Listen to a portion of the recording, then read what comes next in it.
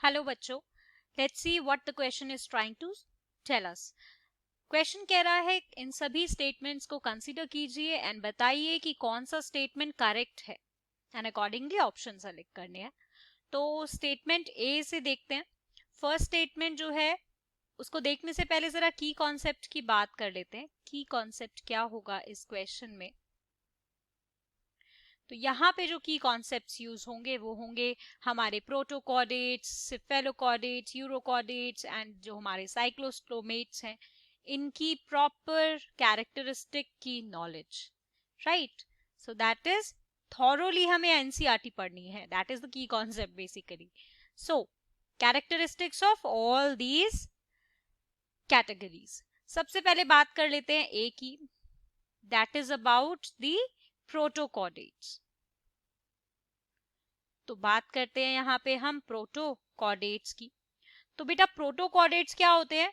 ये हमारे ऑर्गेनिजम्स होते हैं जो कि प्रोटोकॉर्डेटा में बिलोंग करते हैं और इनको हम लोअर कॉर्डेट्स भी कह देते हैं।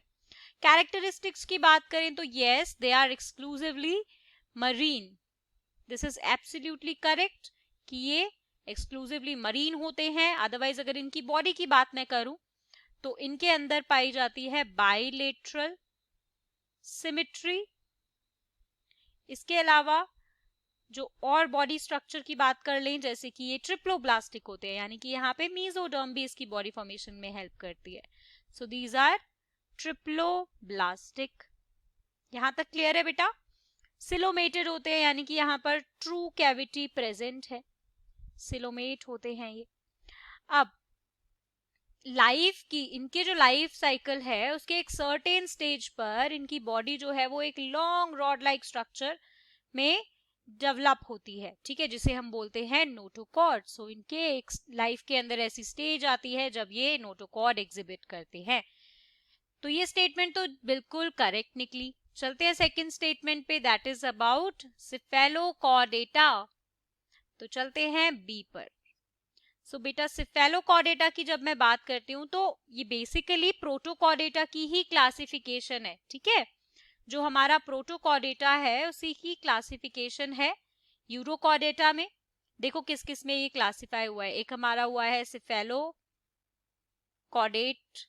के अंदर, सिफेलोकॉर्डेटा, ठीक है। दूसरा हमारा होता है यूरोकॉर्डेटा। उसके अलावा यूरोकॉर्डेटा को बेटा ट्यूनिकाटा भी कहते हैं, ठीक है। तो इनके अंदर ये क्लासिफाई हुआ है प्रोटोकॉर्डेटा। अब बेटा जब मैं बात करती हूँ सिफेलोकॉर्डेटा की, तो यहाँ पर ये ऑर्गेनिज्म तो एक्सक्लूसिवली मरीन है ही। अब बात करते हैं हम स्टेटमेंट की। सो statement is saying that notochord extend from head to tail region. तो बेटा सिफेलोकॉर्डेटा के अंदर क्या होता है? This statement is correct.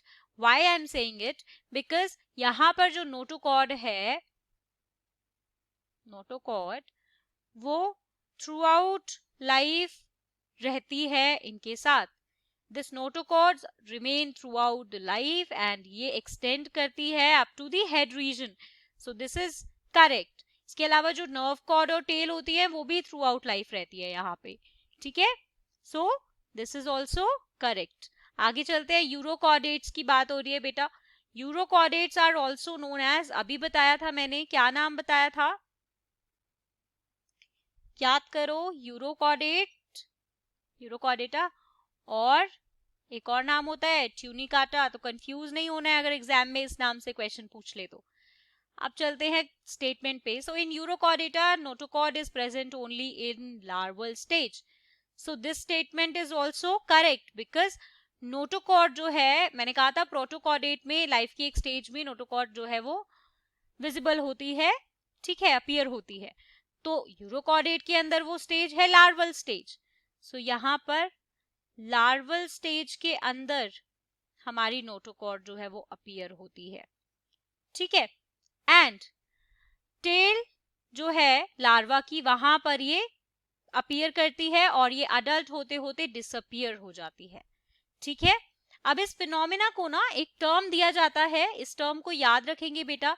ये जो लार्वल स्टेज में अपीयर करना और फिर डिसअपीयर हो जाना, this is known as retrogressive Metamorphosis.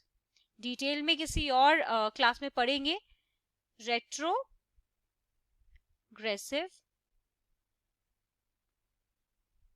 Metamorphosis, ठीक है, इसको याद रखेंगे कि ये क्या होता है। अगर नोटोकॉर्ड लार्वल स्टेज में अपीयर करके एडल्ट में गायब हो रही है, so that is retrogressive Metamorphosis. अब चलते हैं हम नेक्स्ट स्टेटमेंट पे, ये भी सही है। क्रेनियम एंड वर्टिब्रल कॉलम जो है वो बोनी होते हैं साइक्लोस्टोमेट्स में, बट बेटा ये बिल्कुल गलत है, बिकॉज ये हमारे कार्टिलेज से बने होते हैं, तो कार्टिलेजिनस होते हैं, ठीक है। क्रेनियम और वर्टिब्रल कॉलम के अंदर ये कैसे होते हैं, कार्टिलेज से बने होते हैं, तो ये बात हम अच्छे से याद रखेंगे। और बेटा इनकी बॉडी जो है ना वो समवट ईल जैसी होती है, ईल ऑर्गेनिज्म हमने देखा है वैसी बॉडी होती है साइक्लोस्टोमेट्स की। अब चलते हैं हम हमारे ऑप्शंस की तरफ। सो ये वाला स्टेटमेंट इनकरेक्ट है। So according to this how many statements are correct, 3, that is A, B and C, क्योंकि डी गलत है। So the final answer will be option third. Hope you guys understand this question. Best of luck.